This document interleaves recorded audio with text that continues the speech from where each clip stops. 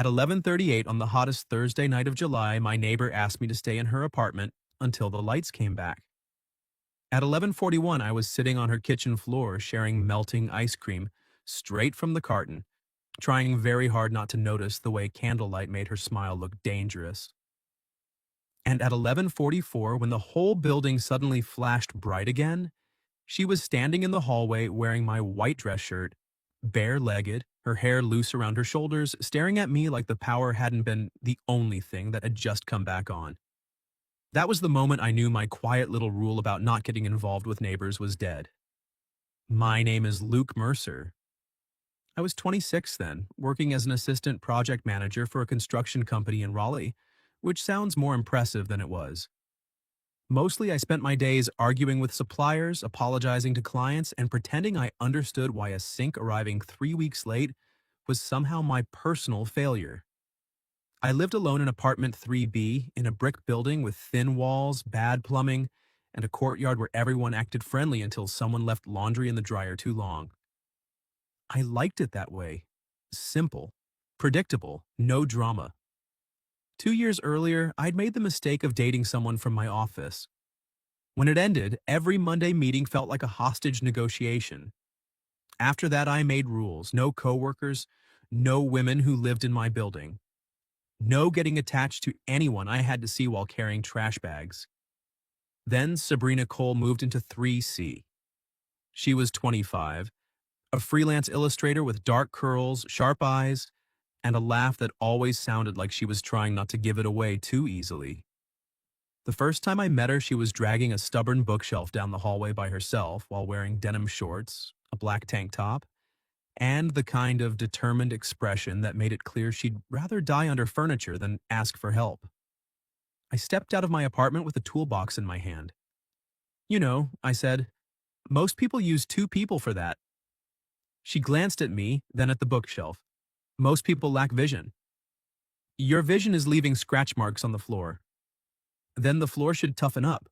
I should have gone back inside. Instead, I helped her carry it. That was how it started. Little things, passing each other near the mailboxes. Her knocking once to borrow a screwdriver, then returning it with homemade lemon cookies because she said tools deserved emotional compensation. Me fixing her sticking balcony door because it screamed every time she opened it, and her standing there with her arms crossed, pretending not to be impressed. We were friendly. Too friendly, maybe. But I kept my distance where it counted. I didn't ask her out. I didn't linger too long at her door. I didn't let myself think about how her voice softened when she said my name. Then the blackout happened. It was one of those summer nights when the air felt thick enough to chew. The whole city had been under a heat advisory for 3 days. By 9, my apartment was still hot, even with the fan running. By 10, lightning flickered behind the clouds without rain, just angry white veins across the sky. At 10:17, the power went out. Not a blink. Not a little dramatic flicker. Everything died. My fan stopped. The fridge hummed once and went silent. Somewhere down the hall, somebody shouted, "Seriously?" I stood in the dark, phone flashlight on, listening as doors opened up and down the hallway. The emergency lights near the stairwell glowed weak red. The building's old bones creaked in the heat. Outside car alarms chirped and died. A dog barked like it had been personally betrayed. I was looking for batteries in my junk drawer when someone knocked on my door. 3 fast taps, then one softer one. I opened it and found Sabrina standing in the hallway holding a candle and a coffee mug.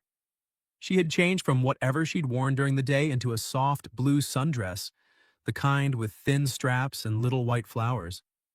Her curls were pinned up messily, and there was a sheen of sweat on her collarbone that I tried not to notice because I was a decent man with poor self-control and excellent eyesight.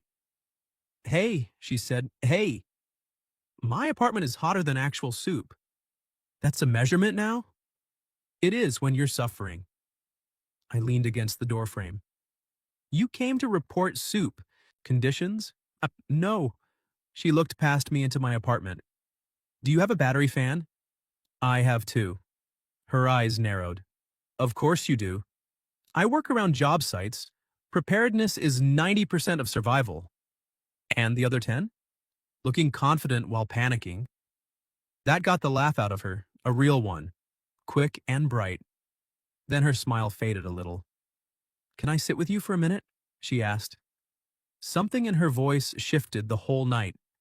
Not scared exactly, not helpless, just honest. Yeah, I said, stepping back. Come in. She walked past me, and the candlelight moved with her, throwing gold over my kitchen cabinets and the half-built model bridge on my dining table. You're building something tiny, she said. It's a pedestrian bridge for a proposal. The real one will be bigger. I would hope so, otherwise very small pedestrians. I set one battery fan on the counter and angled it toward her. There, luxury accommodations.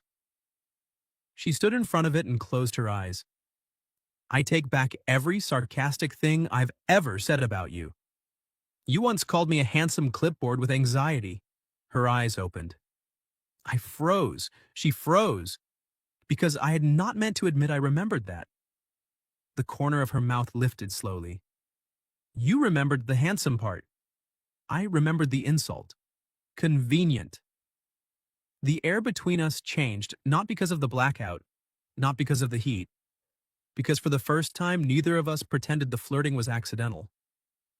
She looked down first, tracing her thumb along the rim of the candle mug. My mom used to hate blackouts, she said quietly. She'd light every candle in the house and then act like it was a party so my sister and I wouldn't be nervous. Did it work? Mostly, except she'd always burn something because she insisted on cooking by candlelight. Sabrina smiled, but it was smaller this time. Grilled cheese should not be mysterious. I laughed softly. No, it should declare its intentions. She looked at me, and that softness in her eyes hit me harder than any flirtation had. My mom died last year, she said. I didn't say the first dumb comfort that came to mind. I'd learned people didn't need perfect words. They needed you not to run from the moment. "Oh, I'm sorry," I said. She nodded. Thanks. The fan hummed between us. I don't usually get weird about the dark, she added. Tonight just brought it back, I guess. You're not weird. You don't know that. I alphabetize my spices. That's organization. By emotional value. That's weird. She smiled again, grateful this time. A crack of thunder rolled over the building close enough to rattle the window. Sabrina flinched, just a little, but I saw it. She also saw me see it. I'm fine, she said quickly. I didn't say you weren't. You made a face. This is just my face. Your face said, I must now become noble and protective. My face has been accused of worse. She hugged her arms around herself. I don't need rescuing, Luke. I know. That seemed to surprise her. I picked up the second battery fan. But if you want company, I can do company. Her gaze held mine. Outside, the hallway filled with voices, doors opening, someone laughing too loudly. Inside my apartment, it felt like the world had narrowed to a candle flame and the sound of her breathing. I was hoping you'd say that, she said. There it was. Not fear. Choice. She wanted me there, and I wanted to be wanted by her more than I was comfortable admitting. We decided her place would be cooler because she had a balcony door that actually caught a breeze now that I'd fixed it. She made a point of saying, your handiwork may save lives tonight. And I made a point of pretending that didn't make me proud. I grabbed both fans, a flashlight, and a bag of ice from my freezer that was already starting to sweat. Her apartment smelled like vanilla candles, graphite pencils, and something citrusy. Sketches were taped above her desk. A half-finished illustration of an old woman dancing barefoot in rain sat on a tablet near the window. You drew that? I asked. No, a raccoon broke in and started a portfolio. Sarcastic raccoon, talented. She set the candle on the counter. It's for a children's book. The grandmother teaches the kid that storms don't always mean trouble. I looked at the drawing again. That's good. She didn't deflect, not fully. Thanks, she said, and the word came out quiet. We ended up on the kitchen floor because the tile was cooler than the couch. She brought out a carton of chocolate chip ice cream and 2 spoons. "This is dinner now," she said. "I support your leadership." "Good. I run a relaxed dictatorship." We sat shoulder to shoulder, our backs against the lower cabinets, knees almost touching. The fan pushed warm air around like it was doing its best. Her candle flickered on the counter, and every now and then, lightning lit the room pale blue. She handed me the carton. Our fingers brushed. It was nothing. It was absolutely not nothing. Sabrina looked at our hands, then at me. For once, she didn't make a joke. I could have moved away. Should have, maybe. Instead, I stayed right there, close enough to feel the warmth of her arm against mine. "Luke," she said softly, "yeah? If I ask you something, will you answer like a normal person and not like a man trying to escape through a window?" "I can try, no promises." Her smile flickered, then faded. "Why haven't you ever asked me out?" The spoon stopped halfway to my mouth. The building was dark. The city was sweating. My carefully built rules sat there between us like cheap furniture in a flood. I looked at her, and before I could answer, the lights snapped back on. Every lamp in her apartment blazed at once. The fridge kicked. The hallway buzzed. Somewhere, a neighbor cheered. And Sabrina was suddenly not beside me anymore. She was standing in the hallway outside her bedroom, wearing my white dress shirt. Only my shirt. Her blue sundress was draped over one arm, soaked dark down the front from the melted bag of ice she must have grabbed when it split. Her cheeks flushed. My brain forgot every language it had ever known. Then she lifted her chin, met my eyes, and said, "So, about that question." There are moments when a man discovers what he is made of. Some men are made of courage. Some are made of discipline. Apparently, I was made of silence and a desperate need to stare at the ceiling. Sabrina stood in the hall with my white shirt falling to mid-thigh, sleeves rolled badly, one shoulder slipping wide because the shirt had been designed for me and not for a woman who could ruin my entire nervous system by breathing. I knew that shirt. I'd left it at her place 2 weeks earlier after fixing her balcony door. I'd used it to wipe grease off my hands. She'd thrown it in her laundry, and I'd forgotten to ask for it back. Or maybe I hadn't forgotten. Maybe some pathetic part of me liked knowing something of mine was in her apartment. "Luke," she said. "Hmm?" "My eyes are up here." I was looking at the floor. "You were looking at my knees." I was concerned about structural integrity. "My knees?" "The floor." Her mouth twitched. That saved me. Her smile, the familiar spark of it. The shock eased enough for me to remember we were still us. She lifted the wet sundress in one hand. "The ice bag committed a crime." "I see that." I panicked and grabbed the first dry thing in the laundry basket. "My shirt." "Yes." "Which you kept." It was hostage laundry, standard neighbor policy. "You could have returned it. You could have asked." There it was again, that thin, bright wire between us, humming. I stood slowly because staying on the floor while she stood there in my shirt felt somehow worse. Better. Dangerous. The kitchen light above us was too bright after the candle lit dark. It showed everything. The damp curls clinging to her neck, the flush across her cheekbones, the way her fingers twisted in the hem of the shirt like she was brave enough to ask the question, but not immune to the answer. "Why haven't you ever asked me out?" I cleared my throat. "Because you live next door." "That's your reason?" "One of them." "Is the other one that I alphabetize spices by emotional value?" "Honestly, that moved you up the list." She stepped closer, still holding the ruined dress. "What list?" "The hypothetical list. The one where you hypothetically want to ask me out." I looked at her then. Really looked. And I was tired of being careful. "Yes," I said. "That list." Her teasing expression softened so fast it nearly undid me. "Oh, yeah." The apartment felt different with the power back. Less secretive, but more real. The fans hummed, the fridge rattled. Rain finally began to hit the balcony in fat, uneven drops. I shoved my hands into my pockets so I wouldn't reach for her before I knew I was invited. I had a bad experience dating someone I couldn't avoid afterward, I said. Different situation, but it made things messy. Since then, I've had rules. Rules, she repeated. Stupid ones, maybe. Hmm. She took another step closer. And where exactly do I appear in these rules? Underlined. Her eyes warmed. That sounds serious. It has footnotes. Luke. I breathed out a laugh, but it faded. I didn't ask because I like seeing you in the hallway. I like hearing you laugh through the wall when you're watching terrible reality shows. They are social experiments. They are crimes against editing. Careful. I like that you leave sticky notes on your door reminding yourself to buy oat milk, and then you forget anyway. I like that you talk to dogs in the courtyard like they're coworkers you respect. They have better communication skills than most people. I didn't ask because if you said no, I'd still have to see you every day. And if you said yes and it went wrong, I shrugged. I didn't want to lose the little pieces of you I already had. For a second, she just stared. The rain got harder, pattering against the balcony glass.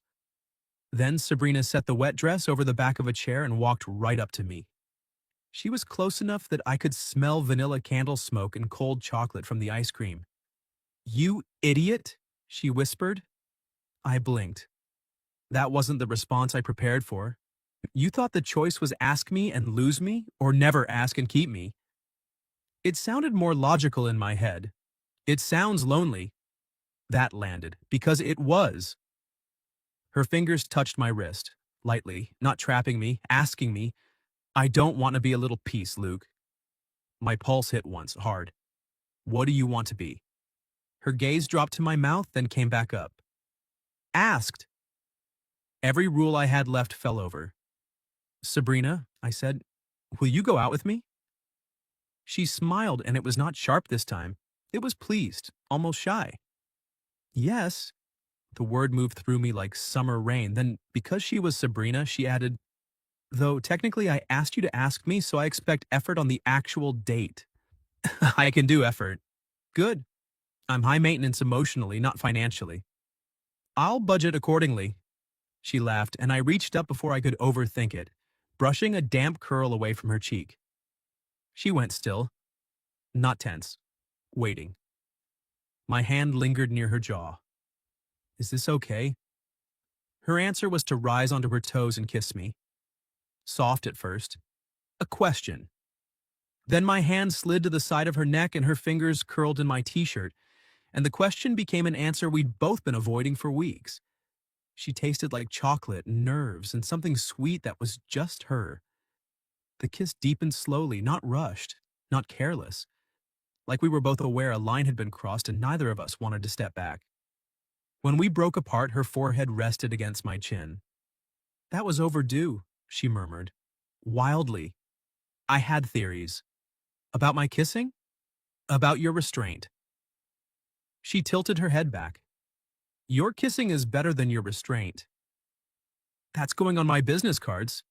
She smiled, but then a loud knock hit her front door. Both of us froze. Sabrina, a woman called from the hall. You okay? The lights came back and I heard something spill? It was Mrs. Alvarez from 3A, retired nurse, building watchdog, an undefeated champion of knowing everyone's business before they knew it themselves. Sabrina closed her eyes. If she sees me in your shirt, she'll have us married by breakfast. I can hide on the balcony. It's raining. I'll commit. She pressed a hand over her mouth to smother a laugh, then pointed toward her bedroom. Go. 2 seconds. I obeyed, though hiding in the bedroom of a woman I'd just kissed while she answered the door wearing my shirt did not feel like behavior supported by any rulebook. From the doorway, I heard Sabrina crack open the front door. Hi, Mrs. Alvarez, I'm fine. Ice bag exploded. You sure? I saw Luke come in. A beat. Yes, Sabrina said, voice bright. He brought fans. Very handy, man. Very. I stared at the bedroom wall and tried not to grin like an idiot. Mrs. Alvarez said something too low to hear. Sabrina made a scandalized sound. Good night, Mrs. Alvarez. The door shut. I stepped back into the hall. Very handy? Her face was pink. She's old, not blind. And you? I'm neither. We stood there smiling at each other, the interruption somehow making the whole thing feel more intimate instead of less. Like we had a secret now, warm and alive between us. Sabrina walked to the kitchen and picked up the abandoned ice cream carton, now mostly soup. She held it out. First date dessert? This is our first date? She leaned against the counter, bare feet on the tile, my shirt hanging loose around her. Power outage, candlelight, shared dessert, confession, kiss, nosy chaperone. It has structure. I didn't plan it. You fixed my balcony door. That was groundwork. I took the carton and set it aside. Then for our second date, I'm planning something with actual plates. Ambitious. And chairs. Slow down, Mercer. I moved closer again, but not all the way. Tomorrow night? Her teasing softened. Yes. Dinner? Yes. I'll pick you up at 7. She glanced toward the shared wall between our apartments. You'll walk 6 feet. I'll still knock. You better. For a while, we didn't say anything. We just stood in her bright kitchen after the blackout, listening to rain and electricity and the small new silence that follows a first kiss. Then Sabrina reached for my hand. Not my wrist this time. My hand. Her fingers threaded through mine like she'd decided something. I'm glad the lights went out, she said. I looked down at our joined hands, then at her. I'm glad they came back on. Her smile turned slow. Because of the shirt? Among other revelations. She laughed and tugged me closer, close enough that our shoulders touched. And when I kissed her again, it wasn't because of heat or darkness or a strange summer night. It was because she had asked to be chosen, and I was choosing her. The next morning, I woke up smiling at my ceiling like a man who'd been hit in the head and enjoyed it. Then I remembered Sabrina in my shirt, her fingers laced with mine, her mouth warm under mine, and the smile got worse. At 8:12, my phone buzzed. Sabrina. Are we pretending to be normal in the hallway or failing immediately? Me? I can be normal. Sabrina. You once labeled your junk drawer. Me. Organization is not a crime. Sabrina. See you at 7, organized man. I stared at that message for too long. Work was useless. I approved the wrong tile sample, called a supplier by the name of his own company, and spent a full minute looking for a pen I was holding. By 4, my boss told me to go home before I accidentally ordered a crane. I got back to the building at 6 with flowers in one hand and takeout menus in the other, because I'd overthought dinner until restaurants began to feel like moral choices. Mrs. Alvarez was in the lobby watering a plant that had been dead since March. She looked at the flowers, then at me, then at apartment 3C's mailbox. Subtle, she said. I enjoy supporting local florists. I could be buying them for myself. You should. Men need beauty too. She patted my arm. But those are for the pretty illustrator. I gave up. Please don't make it weird. My dear boy, I live for weird. By 7, I had changed shirts 3 times and settled on the first one. I stepped into the hallway with the flowers and knocked on Sabrina's door like I had not been inside her apartment less than 24 hours ago, kissing her against the kitchen counter. She opened the door wearing a green sundress, silver earrings, and a look that made every rehearsed sentence fall out of my head. Her gaze dropped to the flowers. Oh, she said, softer than I expected. I know they're traditional. They're beautiful.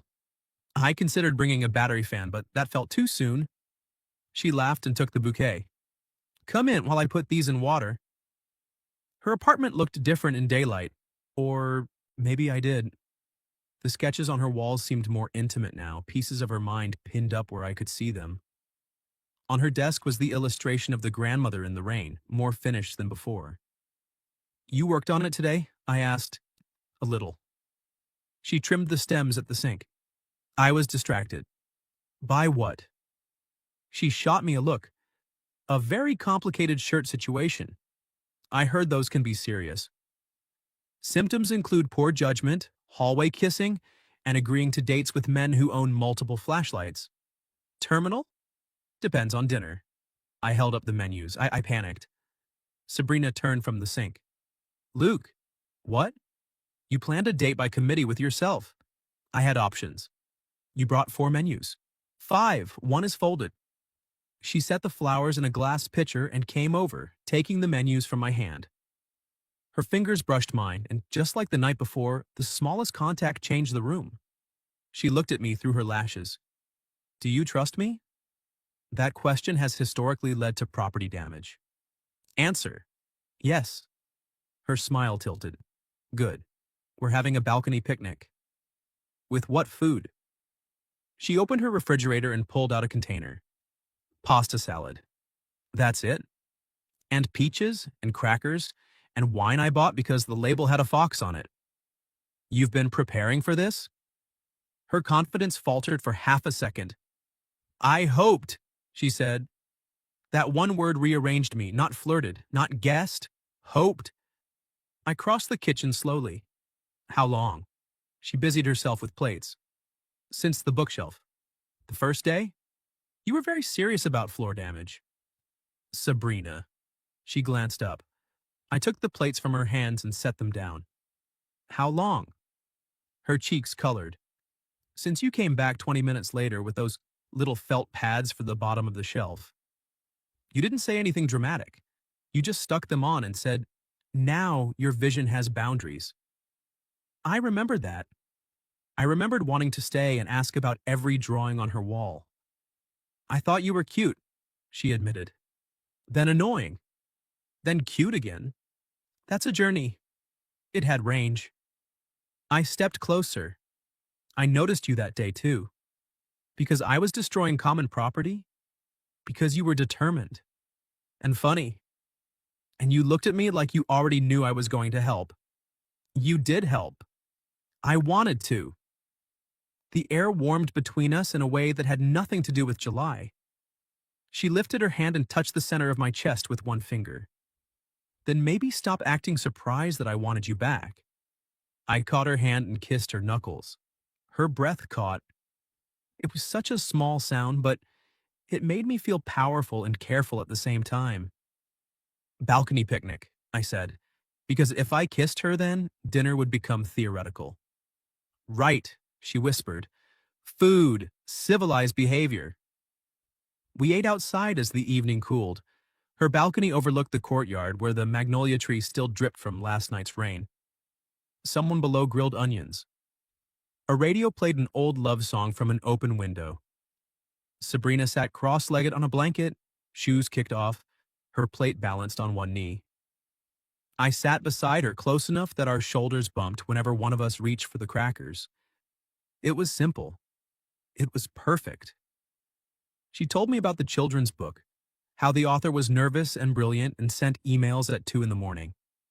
I told her about the pedestrian bridge project and how I liked building things people used without thinking about them. That sounds lonely, she said. Bridges?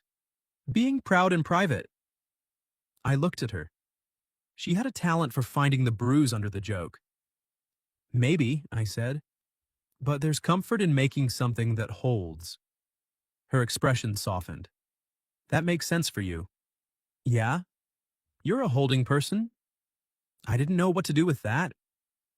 So I looked down at my plate like pasta salad contained instructions.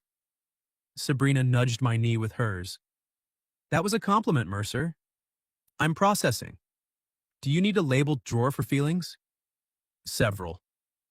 She laughed, then grew quiet. After a moment, she said, My dad left when I was 12. Mom made everything feel steady after that, even when it wasn't. After she died, I realized how much of home was just her insisting it existed.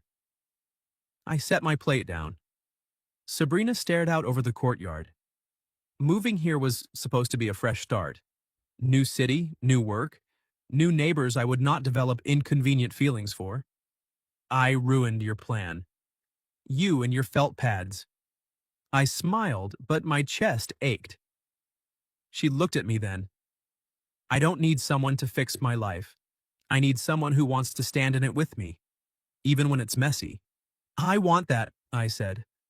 Her eyes searched mine. Do you? Yes. I took her hand on the blanket. And I'm scared of it. But yes. She threaded her fingers through mine. I can work with scared. I can't work with halfway. I'm not halfway. The words came out fast, certain. She leaned in and kissed me. This kiss was different from the blackout kisses. There was no surprise in it now, no question left to answer. It was slow and sun-warmed, her hand sliding to my jaw, my palms settling at her waist, as if it had been waiting for permission all day. A cheer rose from the courtyard. We broke apart. Below us, Mrs. Alvarez stood near the magnolia tree with a watering can in hand, pretending she had not just witnessed everything. Sabrina buried her face against my shoulder. We're doomed. I waved down at Mrs. Alvarez. She waved back with the solemn dignity of a queen blessing a union. Sabrina groaned. By tomorrow, the whole building will know. Good, I said. She lifted her head. Good? I don't want to hide you. That stopped her. The teasing left her face, replaced by something tender and almost unguarded. You sure? I brushed my thumb along her waist. Very. Her smile came slowly. That may be the hottest thing you've said. I can also talk about load-bearing beams. Don't tempt me. My phone buzzed beside my plate. I ignored it. It buzzed again, then again. Sabrina glanced down. You should check. I sighed and picked it up. 3 missed calls from my boss. 1 text. Need you at the Riverside site now. Emergency inspection moved up. Client furious. If this fails, we lose the contract. I stared at the screen, the old reflex kicking in. Solve it, leave, apologize later. Sabrina watched my face change. Work? She asked. Yeah. Go. I looked at her hand still in mine. I don't want to. I know. She squeezed once. But I don't want to be the woman you resent because you stayed. I wouldn't. Maybe not tonight, but go handle it, then come back if it's not too late.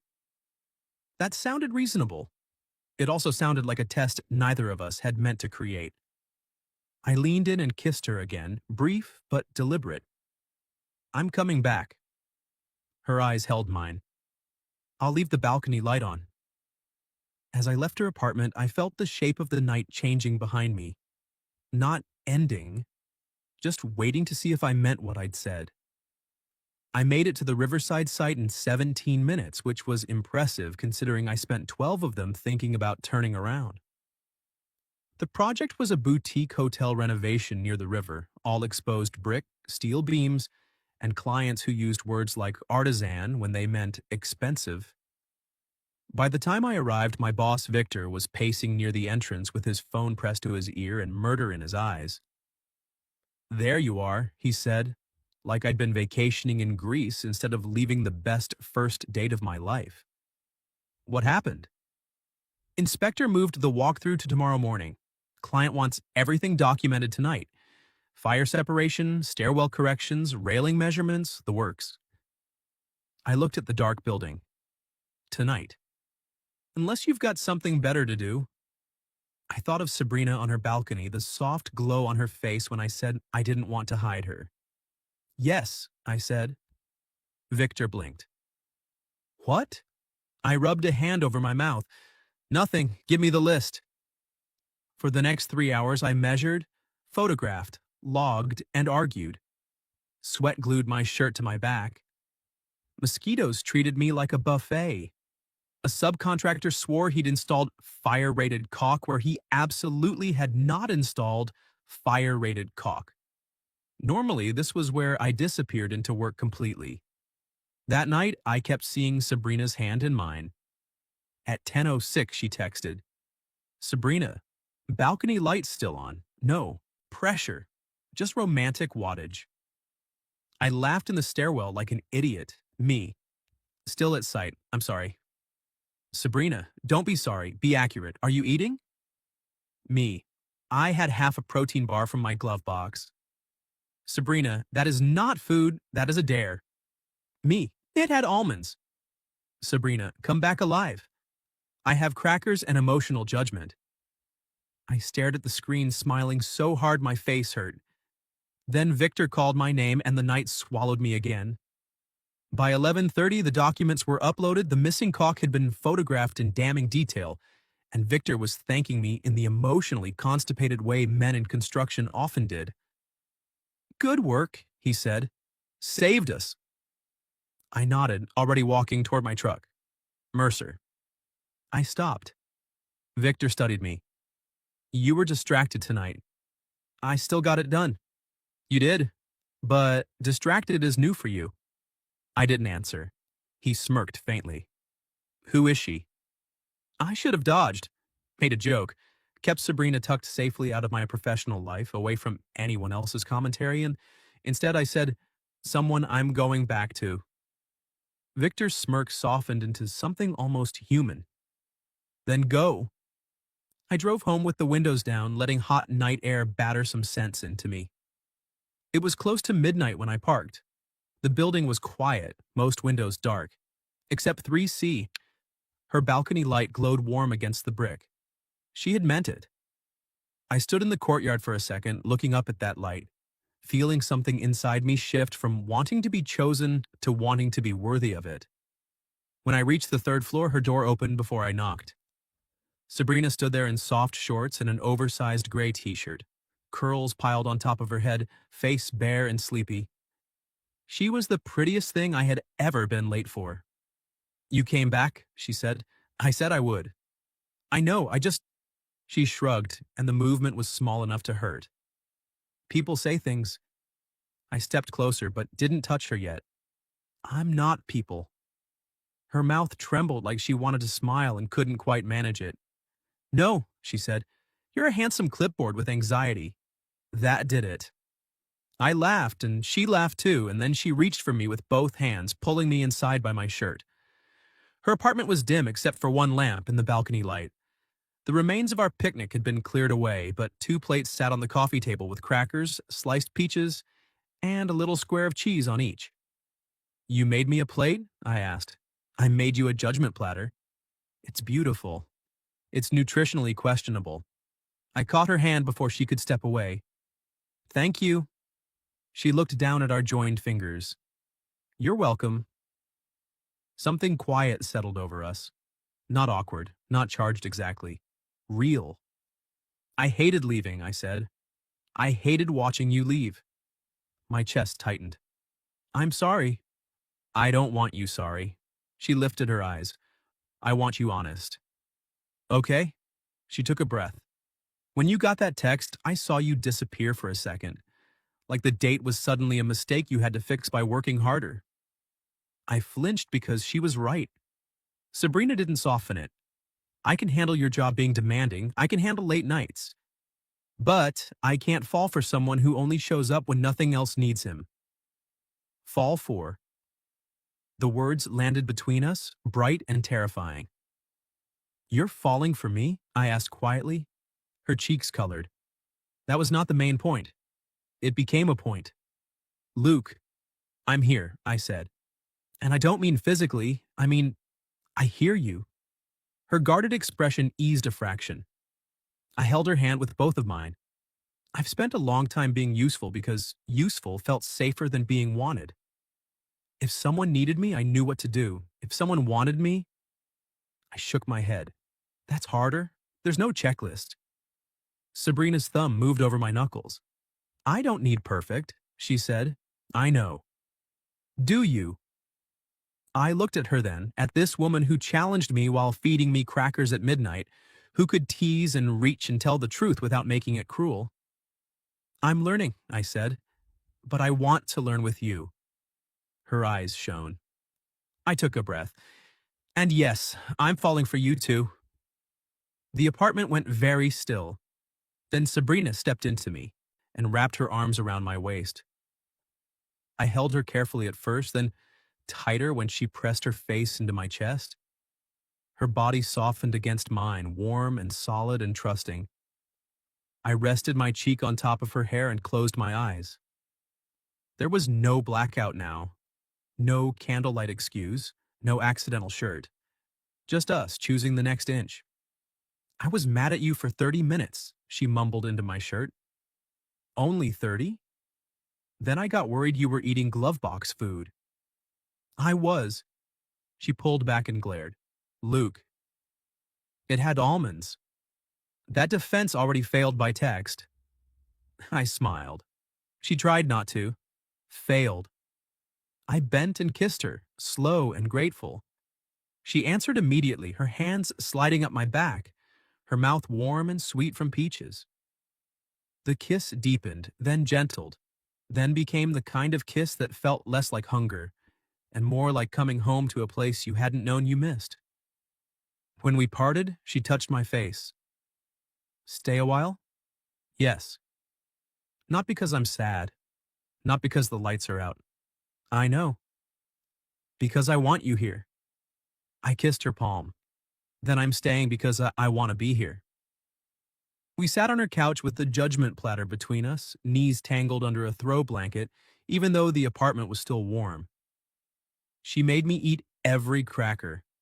I told her about the missing caulk scandal with enough drama that she gasped in all the right places. At some point, she leaned her head on my shoulder. At some point after that, I realized I was happy in a way that scared me less than it should have. Around 1, my phone buzzed again. I ignored it. Sabrina lifted her head. Work? I checked the screen. Unknown number. One text. Mr. Mercer, this is Diane Hale, property manager. Need to speak with you tomorrow regarding a complaint involving apartment 3C. I stared at it. Sabrina saw my face change. What is it? I hesitated. Then I remembered what she'd asked for. Honest. I handed her the phone. She read it, eyebrows drawing together. A complaint? About my apartment? Looks like it. Her lips parted, and for a moment I saw the worry creep in. I took her hand before it could grow into something bigger. Tomorrow, I said. Not tonight. She looked at me. We'll deal with it tomorrow, I repeated. Tonight I came back. Slowly she nodded. Then she set my phone face down on the table and curled into my side again. Tonight, she agreed. And before either of us let the world back in, I kissed her hair, held her close, and stayed. Morning arrived with sunlight on Sabrina's living room floor and her head on my shoulder. I woke before she did, stiff-necked from the couch and ridiculously content. Sometime around 3, we'd stopped pretending either of us planned to move. Her hand was still curled in my shirt, like even asleep she'd made a decision and intended to keep it. My phone sat face down on the coffee table. The complaint waited there. So did the rest of the world. But for a few minutes, I let myself stay inside the quiet. Sabrina breathing softly. The balcony light still on, though the sun had made it unnecessary. 2 plates on the table, empty except for cracker crumbs and 1 stubborn peach slice. Then she stirred. Tell me we didn't sleep on the couch, she mumbled. We didn't sleep on the couch. She opened one eye. Liar. You requested comfort, not accuracy. Her smile came slow and sleepy. Morning, organized man. Morning, spy switch. She laughed, then winced and rubbed her neck. Romance is painful. I can make coffee. Romance is restored. While the coffee brewed, the message from Diane Hale sat between us like an unopened bill. Sabrina leaned against the counter in pajama shorts, arms folded, trying to look casual and failing. I don't understand what anyone could complain about, she said. I don't throw parties. I don't play loud music. I don't even own tap shoes. That you know of. Do not joke about secret tap shoes before coffee. I handed her a mug. Our fingers brushed, and even with worry in the room, that small spark was still there. She looked down at the cup. What if this is because of us? Us kissing on the balcony? Mrs. Alvarez did cheer with her eyes. Her eyes are powerful, but I don't think they file paperwork. At 10, we went downstairs to the management office together. Not because Sabrina needed me to handle it. She made that clear. I can speak for myself, she said outside the office door, and I know. But I want you with me. I reached for her hand. That's why I'm here. Diane Hale, the property manager, sat behind a desk covered in folders and a mug that said, "Don't make me email you again." She looked from Sabrina to me to our joined hands. "Oh," she said. "Well, that explains part of it." Sabrina's fingers tightened around mine. Part of what? Diane sighed and opened a folder. We received an anonymous complaint claiming apartment 3C was violating lease terms by running an unauthorized business with frequent late-night mail visitors. Sabrina blinked. I'm a freelance illustrator. The late-night mail visitor was one man, once. Twice, I said, then immediately regretted it. Sabrina shot me a look. Diane's mouth twitched. I cleared my throat. Not helpful, sorry. Diane pulled out a printed photo.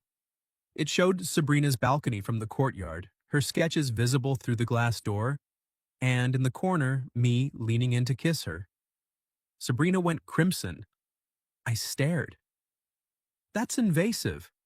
It is, Diane said, and unacceptable. The complaint appears to be less about lease violations and more about someone being nosy. Who sent it? Sabrina asked. Anonymous. A knock sounded behind us. Mrs. Alvarez stepped into the doorway holding her purse like she was entering court. It was Mr. Bell from 2D. Diane closed her eyes. Mrs. Alvarez. He told me at the mailboxes, Mrs. Alvarez continued. Said young people have no shame and artists are suspicious because they keep odd hours. Sabrina's mouth fell open. I draw rabbits in raincoats. Very suspicious rabbits, I said. She elbowed me, but she was fighting a smile. Diane removed the photo from the file and slid it into a shredder beside her desk. There is no violation here. Ms. Cole, you're allowed to work from home. Mr. Mercer, you're allowed to visit. Preferably without giving the entire courtyard a live performance, but that is not a lease issue.